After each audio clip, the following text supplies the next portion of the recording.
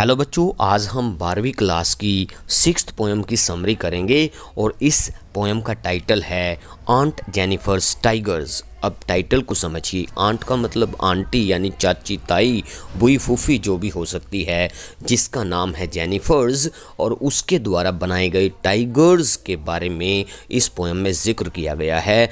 क्या है वो टाइगर्स, किस तरह के हैं, क्या इस पोएम में है, अभी आपको थोड़ी देर में पता लग जाएगा। चलिए शुरू करते हैं। The poem aunt Jennifer's tigers, ये कविता जिसका नाम आंट जेनिफर्स टाइगर्स है, इज़ कंपोज्ड, ये लिखी गई है बाय एड्रिन रिच। किसने लिखी है प्यारे बच्चों? एड्रिन रिच ने लिखी है। ओके, दिस पोएम, ये जो कविता है, टेल्स अस, हमें बताती है, अबाउट द टिपिकल लाइफ, एक कठिन जिंदगी के बारे में बताती है, ऑफ अ मैरिड वुमेन। किसकी है? एक विवाहित औरत की कठिन जिंदगी, प्रॉब्लम्स से भरी हुई ज़िंदगी के बारे में बताती है। और वो मैरिड वुमेन कौन है? जेनिफर। ओके प्यारे बच्चों, आगे देखिए। सी हैज़ ग्रोन ओल्ड, वह अब बूढ़ी हो चुकी है। She is making tigers on a panel, वह टाइगर्स बना रही है। ऑन अ पैनल, किसी पर्दे पर, किसी कपड़े पर टाइगर्स को एम्ब्रॉयडरिंग कर रही है, वो कढ़ाई कर रही है और टाइगर्स बना रही है।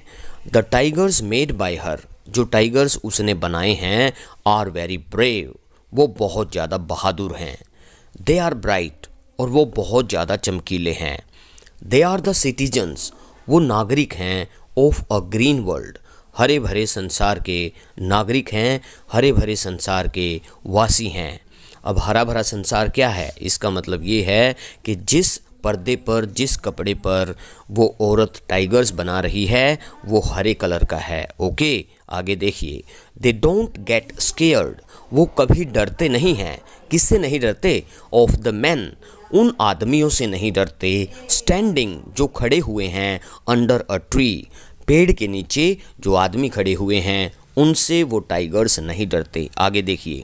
द पोएट टेल्स अस, ये कवि यानी एड्रिन रिच हमें बताती है, that the tigers made by the lady, जो टाइगर्स उस औरत ने बनाए हैं, विल ऑलवेज प्रेंस, वो हमेशा घूमेंगे, घूमते हुए नजर आएंगे, फियरलेसली, निडर होकर, वो किसी से डरेंगे नहीं, वो किसी से भयभीत नहीं होंगे। बट द मैसिव वेट, लेकिन जो बहुत ज़्यादा भारी वजन है, of uncle's wedding band, uncle के साथ शादी करने का जो बंधन है, उस बंधन का जो बोझ है, विल नेवर डिसअपियर, वो कभी गायब नहीं होगा। कहाँ से गायब नहीं होगा? फ्रॉम हर हैंड्स, उस औरत के हाथों से उस बंधन का बोझ कभी कम नहीं होगा। यानी मजबूरियाँ और जिम्मेदारियों का जो बोझ है, वो कभी कम नहीं होने वाला। The lady will always be busy, वो औरत हमेशा व्यस्त रहेगी, इन कंप्लीटिंग, पूरा करने में, हर हाउस होल्ड वर्क्स, अपने घरेलू काम धंधे पूरा करने में वो हमेशा बिजी रहेगी, व्यस्त रहेगी।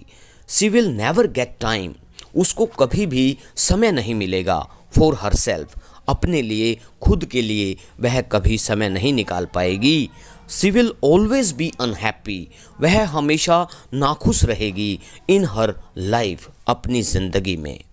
हर रिंकल्ड हैंड्स, अपने हाथ जो झुर्रियों से भरे हुए हैं, रिंकल हैंड्स का मतलब है झुर्रियों से भरे हुए हाथ, विल टेल द स्टोरी, वो कहानी बताएंगे, ऑफ हर सफरिंग, उसके दुखों की, यानी उसके दुखों का हमें पता लग जाएगा। किससे? उसके झुर्री भरे हाथों से। The lady has become so weak, वो औरत इतनी ज़्यादा कमज़ोर हो गई है, that she can't pull the ivory needle, कि वो हाथी दांत से बनी हुई सुई को खींच नहीं पा रही है। थ्रू द वूल, उस कपड़े से, उस ऊनी कपड़े से वो सुई को खींचने में नाकामयाब है, बहुत मुश्किल है उसके लिए। दिस पोएम इज़, ये जो कविता है, इंडीड, वास्तव में, अ ट्रू पिक्चर, एक सच्ची तस्वीर है, ऑफ द सफरिंग्स, दुखों की तस्वीर है, ऑफ द मैरिड वुमेन, जो विवाहित औरतें हैं, शादीशुदा औरतें हैं, उनकी तस्वीर है, उनके दुखों और तकलीफ़ों की एक सच्ची तस्वीर है। ये थी आपकी छोटी सी और बड़ी प्यारी सी पोयम। उम्मीद है आपको समझ में आ गई होगी। जिसकी समझ में आ गई है कमेंट बॉक्स में टाइप कर देना अपना नाम और अपना सेक्शन, और बता देना कोई कमी रह गई है तो वो भी मुझे सजेस्ट कर देना। बहुत जल्द मिलते हैं नई वीडियो में नए इंटरेस्टिंग टॉपिक के साथ। जय हिंद, जय भारत।